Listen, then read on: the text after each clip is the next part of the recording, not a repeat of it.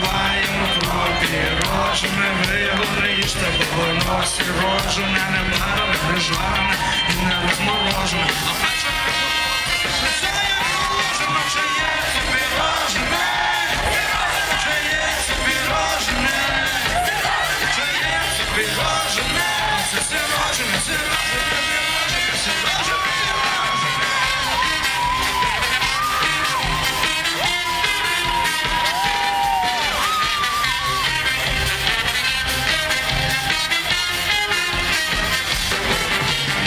Телеэкране без звездных беспределов, красивых пирожных, сирожек, зверей, украинскую музыку, вы будете не слушать.